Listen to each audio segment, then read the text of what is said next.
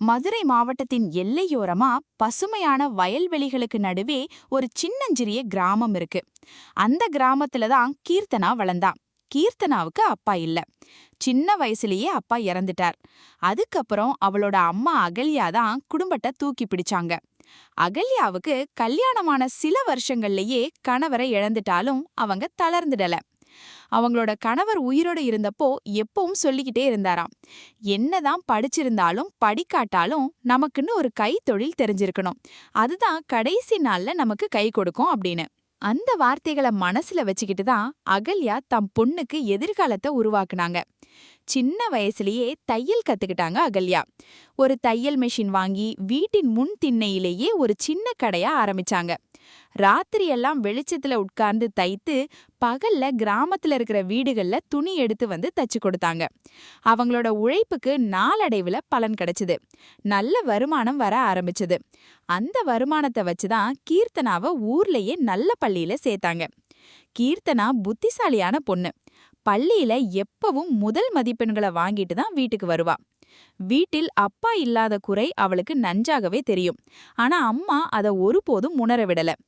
கீர்த்தனாவ அவங்க செல்லமாவும் பாசமாவும் வளர்த்தாங்க. கல்லூரி படிப்புக்கு நேரம் வந்தப்போ மதுரையிலேயே ஒரு நல்ல கல்லூரியில சேரும்படி அகல்யா ஏற்பாடு செய்தாங்க. காலேஜ் போற வழியில வகுப்புல நண்பர்களிடையே எல்லாரும் சந்தோஷமா படிச்சுக்கிட்டு இருந்தாங்க. ஆனா கீர்த்தனாவுக்கு மட்டும் ஒரே யோசனை, நான் நல்லா படிச்சு முடிச்சதும் ஒரு நல்ல வேலைக்கு போய் கை நிறைய சம்பாதிக்கணும், அம்மாவுக்கு ஒரு புது வீடு வாங்கி கொடுக்கணும், அம்மா கஷ்டப்பட்டதெல்லாம் மாறி அவங்க ஆசைப்பட்டது எல்லாம் நான் நிறைவேற்றி காட்டணும். இதுதான் அவளோட ஒரே குறிக்கோள். அம்மா தையல் மிஷினுக்கு முன்னால உட்கார்ந்து ராத்திரி வேலைகளிலும் தச்சுக்கிட்டு இருந்ததை பார்த்து வளர்ந்தவ அவ. அதனால அவளுக்கு வாழ்க்கையின் யதார்த்தம் நன்றாக தெரியும். கல்லூரியில் தனது முழு கவனத்தையும் படிப்பிலேயே செலுத்தினாள். நண்பர்கள் ஊடுருவிச் சென்றாலும் அவள் மட்டும் வகுப்பறையிலும் நூலகத்திலும் நேரத்தை செலவழித்தாள். அவளுடைய கடின உழைப்பு பலன் தந்தது. கல்லூரி முடியும் தருவாயில் அந்த கல்லூரியிலேயே ஒரு பெரிய ஐடி கம்பெனி கேம்பஸ் இன்டர்வியூ நடத்தியது. கீர்த்தனா அதில் தேர்ச்சி பெற்றாள். அவளுக்கு பெங்களூருவில் வேலை கிடைத்தது. இந்த செய்தியை அம்மாவிடம் சொன்னப்போ அகல்யாவின் முகத்தில் சந்தோஷமும் கலவரமும் ஒரு சேர தெரிஞ்சது. சந்தோஷம் பொண்ணு நல்ல வேலைக்கு போறதுனால, கலவரம் வேலைக்கு போற இடம் பெங்களூரு, அதுவும் தனியா. அம்மா, நான் பாதுகாப்பா இருப்பேன், நீங்க கவலைப்படாதீங்க, இப்படி சொல்லி கீர்த்தனா அம்மாவின் மனதை தேற்றினாள். கடைசியில் அகல்யா சம்மதித்தாங்க. தங்கள் பொன்னின் முன்னேற்றத்திற்காக அவளை பிரிந்து வருந்தினாலும் வழி அனுப்பி வைத்தாங்க. இப்படி ஒரு தாயின் தியாகத்தையும் பொன்னின் கனவுகளையும் சுமந்துகிட்டு கீர்த்தனா பெங்களூரு பயணமானாம். ஆனா அந்த பயணத்தில் அவளுக்கு காத்திருக்கிறது என்ன? அடுத்த பகுதியில் பார்க்கலாம். பெங்களூர் நகரம் கீர்த்தனாவுக்கு புதுசு. அங்கே வாடகை வீடு, புது பணி சூழல், புதிய முகங்கள். முதல் மாத சம்பளம் வந்ததும் கையில் அந்த பணம் கிடைத்த உணர்வை எழுத்தில் விவரிக்க முடியாது. அவளுக்கு முதலில் நினைவுக்கு வந்தது தன் அம்மாவின் முகம். உடனே ஷாப்பிங் சென்றாள். அம்மாவுக்கு நல்ல பட்டுப்புடவை, அவங்க விரும்பும் நிறத்தில் நெக்லஸ், வீட்டுக்கு தேவையான சாமான்கள் எல்லாம் வாங்கி ஊருக்கு அனுப்பினாள். அகல்யாவுக்கு சந்தோஷம் தாங்க முடியல. என் பொண்ணு இப்ப நல்ல வேலையில இருக்கா, என் கணவர் இல்லாட்டியும் நான் அவருக்கு சொல்லிக்கிற மாதிரி இருக்கேன், இப்படி பெருமையா நினைச்சுக்கிட்டாங்க. கீர்த்தனா பெங்களூருவில் நாளடைவில் பழகிக்கிட்டா. ஆபீஸ்ல அவளோட வேலை பளு கூடினாலும் வீட்டுக்கு ஒரு பொறுப்பு இருப்பதால் அவள் சோர்ந்துடல. வீட்டை சிறிது புதுப்பித்தாள். அம்மா தங்க புது வீடு வாங்கணும்னு அவளோட இலக்கு இன்னமும் உருவாங்கிதான் இருந்தது. இந்த சமயத்துல தான் ஆபீஸ்ல ராம் என்கிற இளைஞனை சந்தித்தாள். ராம் அதே கம்பெனியில் வேறு டீமில் இருந்தான். கொஞ்சம் கலகலப்பானவன், எப்பவுமே புன்னகையுடன் இருப்பான். ஒரு காமன் ப்ராஜெக்டுடைய மீட்டிங்கில் இருவருக்கும் அறிமுகமாச்சு. முதலில் சாதாரணமாக வேலை பேச்சு, பிறகு டீ பிரேக்கில், பின்னர் லஞ்ச் பிரேக்கில். நாளடைவில் பேச்சு அதிகமாகி நட்பு வளர்ந்தது. ராம் மதுரையைச் சேர்ந்தவன் இல்லை, ஆனால் தமிழ் தெரியும். அவனோட பேச்சில ஒரு நேர்மை இருந்தது. கீர்த்தனாவுக்கு அவனை பிடித்திருந்தாலும் அது நட்புக்கு அப்பால் போகவில்லை. ஒரு நாள் ராம் தன் மனதை திறந்தான். கீர்த்தனா, உன்னை எனக்கு ரொம்ப பிடிச்சிருக்கு. நமக்குள்ள நட்பை தாண்டி நாம் வாழ்க்கையை பகிர்ந்துக்க முடியுமா? உங்க வீட்டுக்கு வந்து என் அம்மா அப்பாவை அழைச்சிட்டு வந்து பேசட்டுமான்னு கேட்டான். இதை கேட்ட கீர்த்தனாவுக்கு ஒரு புறம் மகிழ்ச்சியாக இருந்தாலும் இன்னொரு புறம் கவலையாக இருந்தது. காரணம் தன் அம்மாவின் ஒப்புதல். கொஞ்ச நேரம் வேணும் ராம், நான் என் அம்மா கிட்ட பேசிட்டு சொல்றேன் என்றாள். அப்படியே 3 மாதங்கள் கடந்தன. இருவரும் நண்பர்களாக பழகிக்கிட்டே இருந்தாங்க. ராமின் விருப்பத்தை கீர்த்தனா மறுக்கவும் இல்லை, ஏற்கவும் இல்லை. பிறகு ஒரு முறை ஊருக்கு போன போது அம்மாவிடம், அம்மா, ஆபீஸ்ல ராம் அப்படிங்கிற ஒரு பையன் இருக்கான், அவனுக்கு என்ன பிடிச்சிருக்கு, நான் அவனோட பேசுறேன், ஆனா உங்க அனுமதி இல்லாம எந்த முடிவும் எடுக்கல, நீங்க விரும்பினாதான் அடுத்த கட்டம் என்றாள். அகல்யா சற்று யோசிச்சுட்டு, சரி, அவனையும் அவன் பெற்றோரையும் வீட்டுக்கு அழைச்சிட்டு வா, முதல்ல நான் அவனை பார்க்கணும், எனக்கு பிடிச்சிருந்தா நம்ம பேச்சு மேல போகட்டும் என்றாங்க. கீர்த்தனா மகிழ்ச்சியாக திரும்பி வந்து ராமிடம் சொன்னாள். நல்ல நண்பர்களாக இருந்த ராமும் கீர்த்தனாவும் வீட்டு அனுமதியோடு காதலுக்கு அடியெடுத்து வைத்தாங்க. அடுத்தடுத்த நாட்களில் என்ன நடக்கப் போகிறதோ அதுதான் கதையின் திருப்புமுனையாக அமையுமா? ராம் ஆவலுடன் தனது பெற்றோரிடம் பேச்சைத் தொடங்கினான். முதலில் அவன் அம்மாவுக்கு கொஞ்சம் தயக்கம். எந்த ஊரு, என்ன வேலை, குடும்பம் எப்படி, இப்படி பல கேள்விகள். ஆனால் ராம் அவர்களிடம் கீர்த்தனாவை பற்றி நிதானமாக விளக்கினான். அம்மா, அவளுக்கு அப்பா இல்ல, ஆனா அவளோட அம்மா தனியாளா நிறைய கஷ்டப்பட்டு அவளை படிச்சு வேலைக்கு வச்சிருக்காங்க. அவன் நன்றாக படிச்சவ, கம்பெனியில நல்ல பேரு என்றான். இதை கேட்டதும் அவன் பெற்றோர் சம்மதித்தனர். நிச்சயிக்கப்பட்ட நாளில் ராமும் அவன் பெற்றோரும் மதுருக்கு பக்கத்தில் உள்ள கீர்த்தனாவின் கிராமத்துக்கு வந்தார்கள்.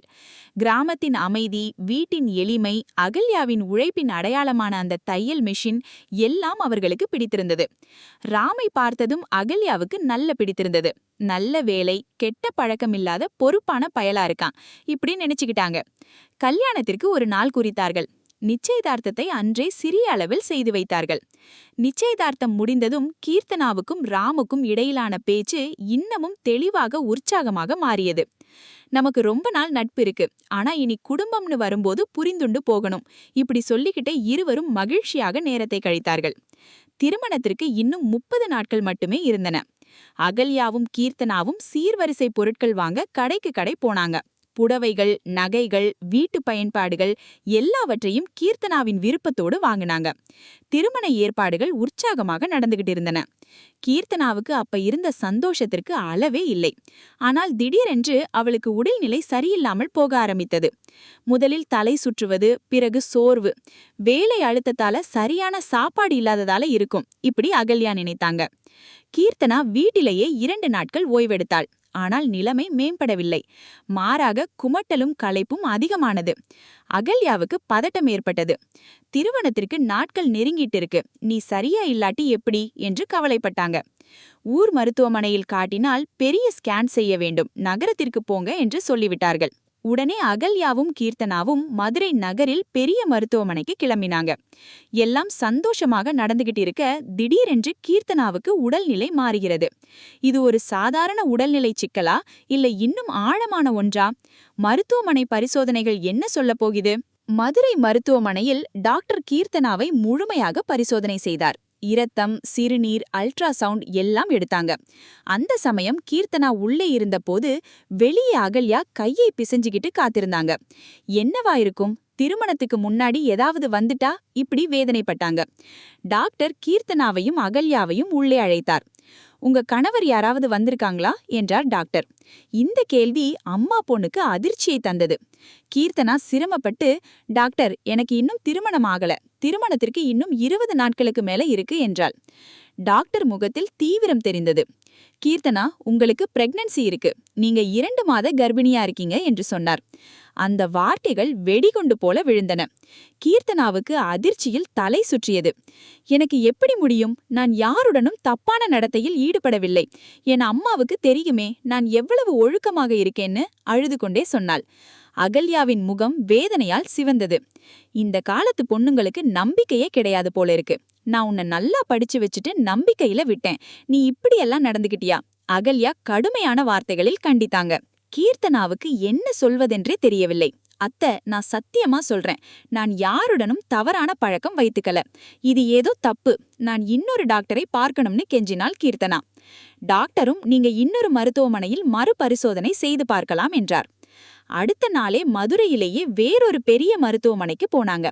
அங்கேயும் அதே முடிவுதான், கீர்த்தனா கர்ப்பிணி. இப்போ அகல்யாவுக்கு தாங்க முடியாத கவலை. நான் சொல்லி ஊருக்கு போனா என் பொண்ண பேரு கெட்டு போகும், நம்ம மாப்பிள்ளை வீட்ல என்ன சொல்ல போறாங்க? கடைசி முயற்சியாக ராமுக்கு முழு உண்மையையும் சொல்லலாம் என்று முடிவு செய்தாங்க. மருத்துவமனையில் சோதனைகள் முடிந்து ஒரே பதில், கீர்த்தனா கர்ப்பிணி. அவளோட மறுப்பும் அம்மாவின் கோபமும் ஒன்றையொன்று மோதிக்கொள்ள இப்போது கடைசி நம்பிக்கையாக ராம் வரவழைக்கப்படுகிறான். ராம் என்ன சொல்லப் போகிறான்? இந்த திருப்பம் எப்படி முடியும்? ராம் மதுரை வந்து சேர்ந்தான். கீர்த்தனா முகம் கோணி போய் அழுது கொண்டே இருந்தாள். அகல்யா வெட்கத்தில் தலையை கவிழ்த்துக்கிட்டாங்க. ராம் என்னவோ ஆச்சரியத்துடன் கேட்டான், என்னாச்ச? ஏன் இப்படி கூப்பிட்டீங்க? அப்போது கீர்த்தனாவே மெதுவாக எல்லாவற்றையும் சொன்னாள். ராம், டாக்டர் எனக்கு கர்ப்பம் இருப்பதாக சொல்றாங்க. ஆனா இது உண்மை இல்லை.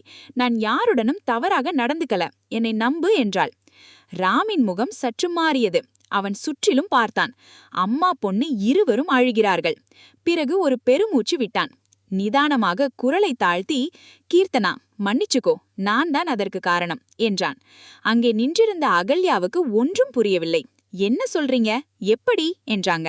ராம் சொல்ல ஆரம்பித்தான். பெங்களூரில் எங்க ஆபீஸ் காலீக்ஸ் வேலை. ஒரு நாள் டீம் பார்ட்டி நடந்தது. அங்கே சில நண்பர்கள் கூல்ட்ரிங்க்ஸ்ல மதுவை கலந்து கொடுத்தாங்க. நானும் குடிச்சேன். அன்று இரவு எங்களது அறை ஒன்றில் தங்கியிருந்தோம். நான் தான் மீறி நடந்துகிட்டேன். அது நடந்த ராத்திரி உனக்கு முழு நினைவே இருக்காது. அந்த சம்பவத்தால் தான் இந்த கர்ப்பம். உன்மேல் எனக்கு முழு நம்பிக்கை இருக்கு. வேறு யாரும் காரணமில்லை. கீர்த்தனா அதிர்ச்சி அடைந்து, நீங்களா? நான் உங்கள நம்பி இருந்தேன். நீங்க ஏன் இத முன்னாடியே சொல்லல என்று கத்தினாள். அகல்யாவுக்கு கோபம் தாங்க முடியவில்லை. உங்கள நம்பிதானே இங்க பொண்ணு வேலைக்கு அனுப்பினோம். நீங்கள் ஒரு குடும்பமானவனா நடந்துகிட்டீங்க என்று கேட்டாங்க. ராம் மண்டியிட்டு, அத்தை, ஏன் தப்புதான். அதை திருத்த இப்போதான் சொல்றேன். என்ன மன்னிச்சுக்கணும். நான் கீர்த்தனாவ கல்யாணம் பண்ணிக்கிட்டு அவளை சந்தோஷமா வச்சுக்கிறேன். இந்த குழந்தையையும் என் சொந்த குழந்தையா ஏத்திக்கிறேன் என்று கெஞ்சினான். சில நேரம் மௌனத்திற்கு பிறகு அகல்யா பெருமூச்சு விட்டாங்க. வேறு வழியே இல்லை. ஆனால் உங்க வீட்டில என்ன சொல்ல போறீங்க என்றாங்க. நான் எல்லாவற்றையும் என் பெற்றோரிடம் சொல்லிடுறேன் என்றான் ராம். உண்மையில் அவர்கள் வீட்டிலும் பெரும் சண்டைதான் நடந்தது. ராமின் பெற்றோர் ஒரு புறம் அதிர்ச்சி, ஒரு புறம் கோபம். ஆனால் மகனின் விருப்பத்திற்கு மதிப்பு கொடுத்து கல்யாணத்தை அதே நாளில் நடத்த சம்மதித்தார்கள். கீர்த்தனா அழுதாலும் ராம் மனம் திறந்து பேசியதால் உண்மை வெளிச்சத்துக்கு வந்தது. திருமணம் நடந்தாலும் ஊரில் என்ன பேசுகிறார்கள்? அந்த பேச்சுகளே அவர்களை பிரிக்குமா? அடுத்த பகுதியில் பார்ப்போம். திருமணம் விமரிசையாக நடந்தது. ஆனால் அதன் பின்னால் குமரிக் கொண்டிருந்த பேச்சுக்களை யாரும் அறிய மாட்டார்கள். கிராமத்து மனிதர்கள். அவர்களுக்கு தெரிந்த உண்மை பாதிதான். மணமான 2 வாரத்திலேயே பொண்ணு கர்ப்பமாயிருக்கானாம். நிச்சயத்துக்கு முன்னாடியே என்னென்னமோ நடந்திருக்கு போல. இப்படி பலரும் பேசினார்கள். சிலர் ராமின் பெற்றோரிடம் நேரடியாகவே கேட்டார்கள், உங்க மருமகளுக்கு வயித்துக்கட்டு தெரியுதே, எப்படி என்று. ராமின் அம்மா வேதனைப்பட்டாலும், அது எங்க விஷயம், நீங்க எதுக்கு கேக்குறீங்க என்று மறைத்தாங்க. ஆனால் அதிக நாள் மறைக்க முடியவில்லை. ஒரு நாள் ஊர் பெரியவர் ஒருவர் நேராக அகல்யாவிடம், நீ பெங்கை நன்றாக கட்டிக்காததனாலதான் இப்படி ஆயிடுச்சு என்று சொல்லி சிரித்தார். அதை கேட்டு அகல்யா வீடு வந்து உட்கார்ந்து கதறி கதறி அழுதாங்க. கீர்த்தனாவால் எங்கும் நடமாடவே முடியாத நிலை. பக்கத்து வீட்டு பெண்கள் கூடி பேசிக் கொண்டார்கள். சிலர் அவளுக்கு வேறு யாராவது மீது ஆசை இருந்திருக்குமோ என்றார்கள். இதையெல்லாம் தாங்க முடியாமல் ராம் ஒரு முடிவுக்கு வந்தான். இனி இங்கே இருக்க முடியாது, மும்பைக்கு டிரான்ஸ்ஃபர் எடுத்துக்கிறேன் என்றான். அவனும் உடனே கம்பெனியில் மும்பை டிரான்ஸ்ஃபர் கோரி 1 மாதத்தில் கிடைத்துவிட்டது. அகல்யாவும் கீர்த்தனாவும் ராமும் மும்பை பயணமானார்கள். அங்கு புது வாழ்க்கை ஆரம்பிட்டது. முதலில் ஒரு சின்ன வாடகை வீடு. இருவரும் வேலைக்கு போனார்கள்.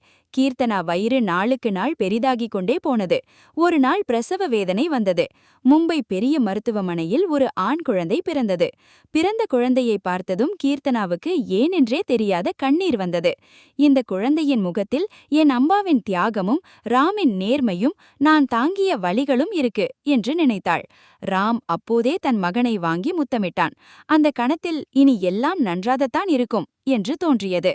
அகல்யா பேரையை பார்க்க மும்பை வந்தாங்க. என் பொண்ணு இந்த குழந்தையின் மூலமாதான் அவளின் கடந்த காலத்தை மறப்பா என்று நினைத்தாங்க. ஆனால் கீர்த்தனாவுக்கு இன்னும் ஒரு குறை இருந்தது.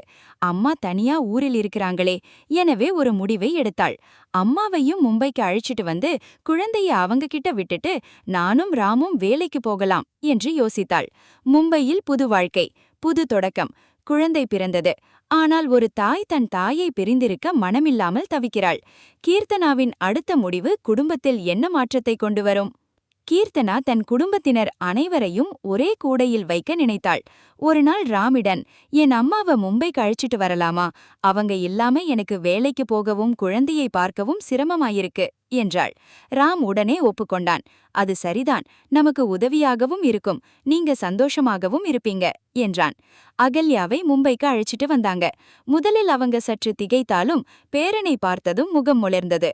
எங்க பேரன் வளர்ந்து பெரிய ஆளாகணும் என்று பாசமாக பேசினாங்க. குழந்தையின் பெயர் ஆதிரன் என்று வைத்தார்கள். கீர்த்தனாவும் ராமும் காலையில் வேலைக்கு போவார்கள். அகல்யா பேரனை பார்த்து பார்த்து வளர்ப்பாங்க. மாலையில் எல்லோரும் சேர்ந்து சாப்பிடுவார்கள். வாரத்தில் ஒரு நாள் வெளியே சுற்றி பார்ப்பார்கள். 6 மாதங்களில் அகல்யாவுக்கும் மும்பை பிடித்து போனது. இங்கே மதுரை மாதிரி கிராமம் இல்லை, ஆனால் வேலைக்கு போகும் பொண்ணுக்கு இது பொருத்தமான இடம் என்றாங்க. ஒருமுறை கீர்த்தனா அம்மாவிடம், அம்மா, நீங்க சொன்னீங்களே ஒரு கைத்தொழில் இருந்தாதான் கடைசி நாளில் கை கொடுக்கும்னு, அது எவ்வளவு உண்மை? நான் தையல் கத்துக்காட்டி இருந்தீங்கன்னா இவ்வளவு சீக்கிரம் முன்னேறி இருக்க முடியாது என்றாள். அகல்யா சிரித்தாங்க. நீ என்ன சொல்ற கீர்த்தனா? நீ படிப்பை தேர்ந்துகிட்ட, அதுதான் இப்போ உனக்கு பெரிய கைத்தொழில் என்றாங்க. காலம் ஓடியது. ஆதிரன் நடக்க ஆரம்பித்தான். கீர்த்தனாவுக்கு ஒரு விஷயம் புரிந்தது. சில விஷயங்கள் தவறாக தொடங்கினாலும் சரியான மனிதர்கள் கையில் அந்த தவறே புது வாழ்வின் அடித்தளமாக மாறும். அவள் இப்போது முழுமையாக ராமை நம்பினாள். ராமும் அவளை ஒருபோதும் காயப்படுத்தவில்லை. தன் தப்பை ஒப்புக்கொண்டு அதற்கு பொறுப்பேற்றான். அதுவே அவனது பெரிய சிறப்பு. கீர்த்தனா ஒரு நாள் தன் டைரியில் எழுதி கொண்டாள். இப்படி ஒரு வாழ்க்கை எனக்கு கிடைக்கும்னு நான் நினைச்சதே இல்ல. கடவுள் சில விஷயங்களை தவறாக வைத்தாலும் அதற்குள் நம்மை சரியான பாதைக்கு இட்டுச் செல்வான். இன்று அவள் பெங்களூரில் வேலை செய்யும் கீர்த்தனா இல்லை. அவள் மும்பையில் ஒரு நிறைவான மனைவி, தாய், மகள். இப்படி குடும்பமாக 4 பேரும் சேர்ந்து சந்தோஷமாக வாழ்ந்தார்கள். கீர்த்தனாவின் வாழ்க்கை முழு வட்டமாகி அவளின் கனவுகள் நிறைவேறின.